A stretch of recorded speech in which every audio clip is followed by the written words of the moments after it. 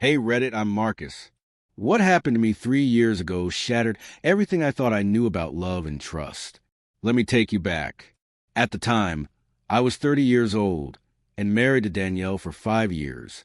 We'd met during college. She was passionate, sharp-witted, full of fire, and she kept me on my toes. Being with her made me feel more alive than I'd ever felt before. We were that couple people admired. We had our own language, inside jokes, curated playlists, dreams about kids, and a cozy future.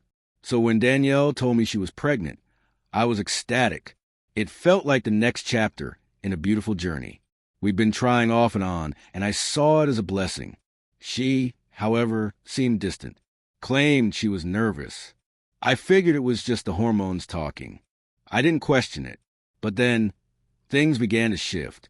She got weird with her phone, always guarded, always locked, changed her passwords, said she was exhausted, accused me of being too clingy. The warmth we once had disappeared.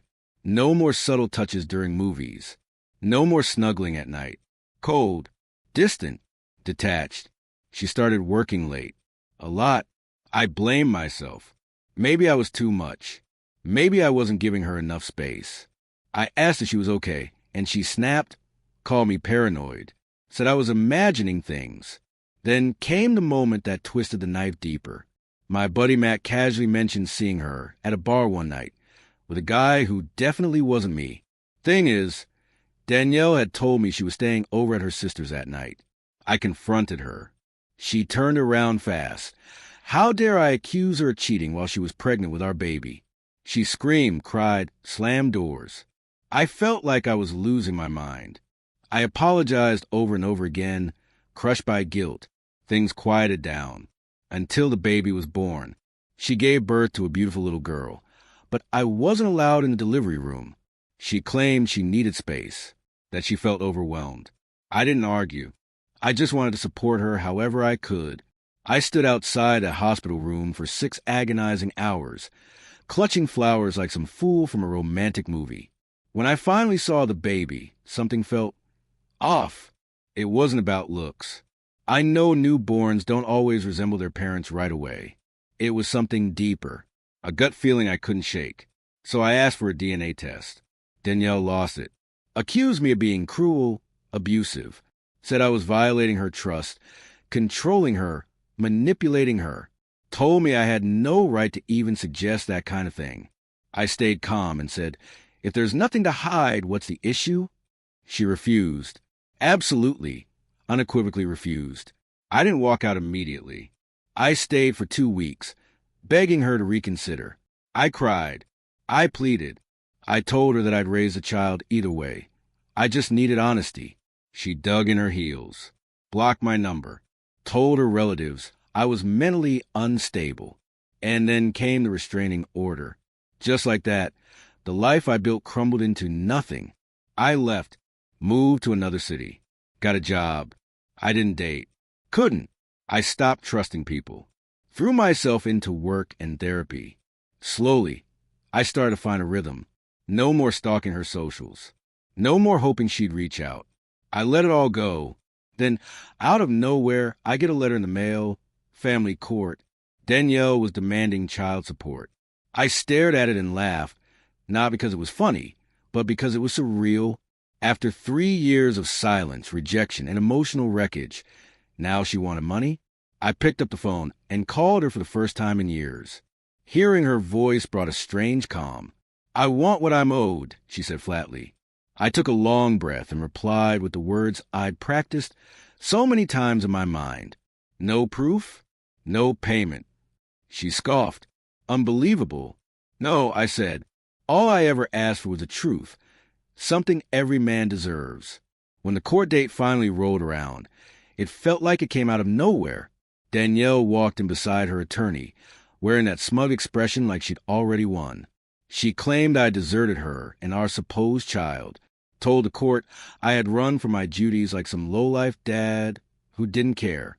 Her voice cracked with just the right amount of emotion as she recounted how our daughter once asked why her daddy didn't love her. I felt sick, manipulated, but I kept my composure. When it was my lawyer's turn, He requested a DNA test. Danielle protested, said I had no grounds to ask for one, but the judge wasn't buying her act. He granted the test. I'll never forget the tension in that courtroom. 2 weeks later, the truth finally came out. A 0% probability that I was the biological father. She didn't even bother to show up for that final court date. Only her attorney came, looking flustered and embarrassed. He tried to reach some kind of private settlement. I turned it down. I needed the truth on official record. I was not and had never been this child's father. But instead of feeling victorious, I felt empty. That same night, I got a Facebook message from someone I'd never heard of. His name was Alex. He kept it simple. I think we need to talk.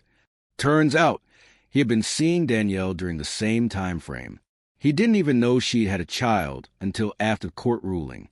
She'd apparently contacted him out of the blue, hoping he'd take responsibility now that I was out of the picture. He was just as shocked as I had been. We talked for hours, lined up timelines, swapped stories, connected the dots. Everything matched. She played both of us like chess pieces. Told him she was in the middle of divorcing me. Claimed I was abusive. Called me a liar. All of it was part of a careful performance to keep us both where she wanted us. I wasn't the husband. I was a backup plan, the steady paycheck, the one she knew would bend before I broke. That realization crushed me all over again. Not just a betrayal, but the sheer effort she put into maintaining this deception. How easily she'd rewritten reality for everyone around her. About a month later, I mailed Alex copies of paternity test results. What he chose to do with them wasn't my concern. That wasn't my fight anymore. But I still think about the little girl. None of this was her fault. She was caught in a mess she never asked for. I've made peace with that part, at least. I didn't walk out on anyone. I stood my ground and asked for the truth. When I was denied that, I walked away with my dignity intact. So no, I don't pay child support. Because I don't owe a cent for a lie. After final court ruling, after Danielle goes to the courtroom and her lawyer packed up like a man abandoning a ship full of holes, I tried to shut that door for good. But trauma doesn't end with a judge's verdict. It sticks around, shows up in strange places, in the quiet gaps of conversation, in the hesitation before answering. Do you have any kids? I usually pause, then change the subject. Eventually, I move again. New apartment. Change my number. I wasn't afraid. Just worn out. I didn't want another envelope showing up out of nowhere, reopening wounds I just started to scar over. I'd been used as a pawn in Danielle's twisted game long enough. What I needed was space, to breathe, to recover. Healing is funny, though. It doesn't arrive all at once. It trickles in pieces, like walking past a baby aisle in the store and not flinching, like swiping on a dating app and not automatically skipping every profile that said single mom, like hearing a joke and laughing, genuinely, for the first time in what feels like forever. Eventually, I tried dating again. That's when I met Natalie. She worked as a nurse. Her humor was dry, sarcastic, the kind that hits you a few seconds later and leaves you smiling. When I finally told her about Danielle, she didn't recoil or look at me sideways. She just nodded and said, "Yeah, women can do that too." That was the first time anyone had ever said that to me out loud. We took our time. No rushing. She didn't pressure me, and I didn't overshare. It felt safe. About 6 months into seeing each other, we went out for coffee near her place. We were laughing, really laughing, and God, I've forgotten how good that felt. Just then, a little girl, maybe 3 or 4 years old, wandered past our table and accidentally dropped her juice box. I crouched to grab the juice box and handed it back to the little girl with a warm smile. "Thanks, mister," she chirped, skipping away without a care. Natalie watched the moment with a soft expression. "You'd be a great dad," she said. Her words hit me harder than I expected. I looked at her briefly, then turned my gaze away. My hands clenched beneath the table. She noticed. "I didn't mean to make it awkward," she said quietly. "It's all right," I said quickly. "It's just complicated." And then I told her everything. Not just the legal side, the courtroom drama or the DNA test, but the emotional aftermath. The ache of walking away from a child I once believed was mine. The guilt, the endless doubt, the nights wondering if I should have fought harder, stayed longer, sacrificed more. Natalie reached across the table, gently took my hand, and said, "You didn't abandon a child. You walked away from a lie." I wanted to believe her. Really, I did. But some part of that burden still lived in me, even if it wasn't mine to carry. A year passed. For the first time in what felt like forever, life was steady. I had a dog. Natalie had moved in. I got promoted at work. Things felt like they were finally thawing after a long, bitter freeze. Then came a knock at the door. Saturday morning. Nothing unusual. I figured it was a neighbor or someone delivering a package. Instead, it was a woman. Late 60s maybe, tidy appearance. Gray hair pulled into a bun, a delicate gold cross resting on her chest. "Marcus Jennings?" "Yes." "I'm Lydia," she said. "Danielle's mother." My stomach turned. I hadn't seen her since before the baby. She used to adore me, call me the son she never had. But once I asked for the paternity test, she vanished, ignored every letter I sent. I cracked the door, but didn't fully open it. "What do you want?" Her eyes filled with tears. "Please, could I come in?" Just for a moment. I hesitated, then stepped aside. She sat at my kitchen table, hands wrapped around a cup of tea she never touched. Finally, she spoke. "She's gone." I blinked. "What?" "Danielle, 2 weeks ago. A car crash. She'd been drinking, lost control, hit a guardrail. They said she died instantly." I didn't know what to feel. Relief? Sadness? Resentment? "I'm sorry," I said, because it was the only thing I could think to say. Lydia nodded, eyes distant. "I wasn't sure I should come, but I thought you should know. About Danielle. And about—" She paused. "Leah." The name struck me like a gut punch. I hadn't heard it out loud in years. "She's 5 now," Lydia said softly. "I'm raising her. Danielle made me her guardian." I said nothing, just sat there.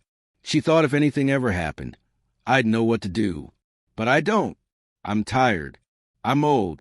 Leia's wonderful, so bright, but she started asking questions. She wants to know about her dad. I leaned back, keeping my voice even. "I'm not her father." Lydia wiped at a tear. I know that now." The silence between us was long and heavy. "She left something for you," she said eventually. "A letter." She reached into her purse and pulled out an envelope, edges worn and creased. My name was written across it in Danielle's handwriting. My chest tightened. I took it from her and just stared at it, unable to open it right away. Eventually I did. "Marcus, if you're reading this, it means I'm gone. And I'm sorry for the lies, for the pain, for dragging you through it all. I don't have a good excuse. Fear? Selfishness? Shame? Probably all of it. When I found out I was pregnant, I truly didn't know who the father was. But I told myself it had to be you, because you were the only one who ever loved me without conditions. I thought if I could just hold on to that, I could fix everything. I hated you for asking for the test. Not because you were wrong, but because it forced me to face a truth I'd buried. I wanted to hurt you, and I did. More than you ever deserved. I can never undo that. Leia's not your child, but I gave her your last name. I told her once that her father was strong and kind and brave. I just didn't tell her that he wasn't in her life because of me. Please don't forgive me. But if you ever meet her, don't let her think you didn't care. You always cared, even when I didn't deserve it. Danielle." I didn't move for a long time after I read it. Still at the kitchen table. Letter in one hand, cold tea in the other. When Natalie came home, she found me like that. "What's going on?" she asked gently. I handed her the letter. She read it slowly, then looked at me. "So what now?" "I don't know," I said. "Not yet." But 2 weeks later, I found myself standing at a park on the east side of town, a quiet playground. Lydia sat on a bench. Beside her was a small girl with big eyes, full of curiosity. She looked up at me, then turned to Lydia. "Is this the man from the letter?" she asked. Lydia nodded. The little girl looked back at me. "Hi," she said shyly. "I'm Leah." I smiled this time, genuinely. Hi, Leia. I'm Marcus. She grinned. That's a nice name. And just like that, I sat down next to her. I didn't know child support. I didn't know Danielle redemption. But maybe, just maybe, I could offer something real to the little girl left behind by the storm. Not as a father, but as the man who once believed he was, and still chose to stay.